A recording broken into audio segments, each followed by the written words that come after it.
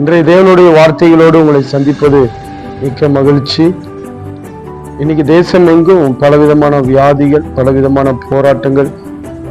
எங்க திரும்பினாலும் பிறக்கிற குழந்தை முதற்கொண்டு வயதானவர்கள் வரைக்கும் வியாதியின் கோரம் அநேகருடைய வாழ்க்கையை சூழ்ந்து கொண்டிருக்கிறது.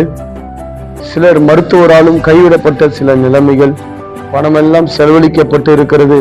ஆனாலும் சுகமில்லாத அநேகருடைய வாழ்க்கையில சுகமில்லாத ஒரு வாழ்க்கை என்று சொல்லி வாழ்ந்து கொண்டிருக்கிறார்கள்.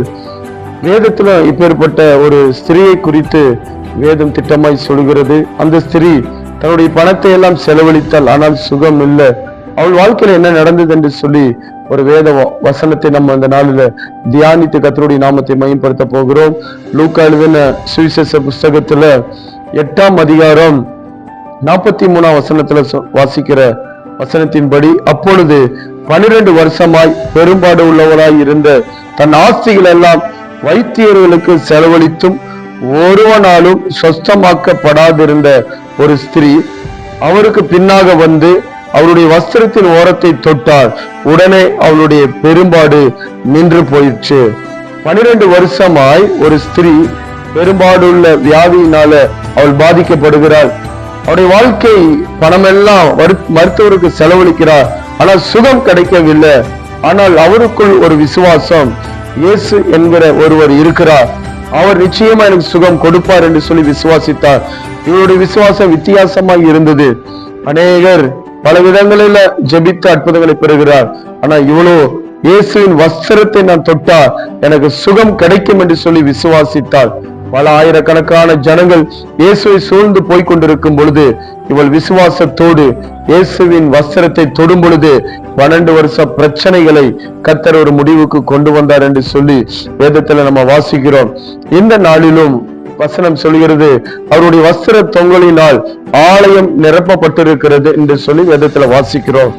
ஆலயத்துக்குள் நாம் வருவோம் என்று சொன்னால் அந்த வஸ்திர தொங்கலினால் நாமும் அந்த மகிமையின் சுகத்தை நிச்சயமாக பெற முடியும் என்பதை இந்த நாள் இந்த வசனத்தின் மூலியமாய் நாம் அறிந்து கொள்ள முடியும். அநேகருடைய வாழ்க்கையில பிரச்சனையோடு போராட்டத்தோடு இருக்கிறீங்க, வியாதியின் கூர் அநேகருடைய வாழ்க்கையில ஒரு முடிவில்லாத வாழ்க்கையை நோக்கி பயணித்துக் கொண்டிருக்கிறீங்க. மருத்துவரால் ஒரு சுகம் பெறாதவர்கள் இருக்கிறீங்க. தேவாலயத்தை நோக்கி வாருங்கள், அங்கே உங்களுக்கு ஒரு சுகத்தை கர்த்தர் வைத்திருக்கிறார். நிச்சயமான சுகத்தை கர்த்தர் கொடுப்பார். இந்த நாள்ல பிரச்சனையோடு வியாதியோடு யார் யார் இருக்கிறீங்களோ எல்லாரும் இந்த வார்த்தைகளை கேட்டிருக்கிறீங்க. தேவாலயத்துக்கு வாங்க, தேவன் ஒரு அற்புத சுகத்தை கொடுப்பார். இணைந்து செபிக்கலாம்.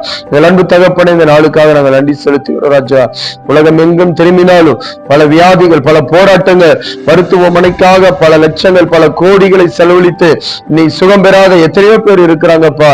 இந்த வார்த்தையை கேட்கிறவர்களுக்கு ஆண்டவரே ஒரு சுகத்தை கொடுக்க நீர் ஆயத்தமா இருக்கிறீங்க. 12 வருஷம் பெரும்பாடு உள்ள ஸ்திரீ ஆண்டவருடைய வஸ்திரத்தை தொட்டால் சுகம் கிடைக்கும் என்று சொல்லி விசுவாசித்தார். அவளுக்கு ஒரு அற்புத சுகத்தை கொடுத்தீங்க ராஜா. இன்றைக்கு தேவ ஆலயத்தை ஆண்டவரே உடைய வஸ்திர தொங்கலினால மகிமையினால் ஆலயம் நிறையப்பட்டிருக்கிறது ராஜா. அதை விசுவாசிக்கிற ஒவ்வொருவரும் ஆலயத்தை நோக்கி வந்து உடைய சுகத்தை பெற்றுக்கொள்ள கர்த்தர் உதவி செய்யுங்க ராஜா. உன் நாமத்தை மகிமைப்படுத்துங்க. கர்த்தர் பெரிய காரியங்களை செய்வீராக. இயேசுவின் நாமத்தில் பிதாவே, ஆமென்.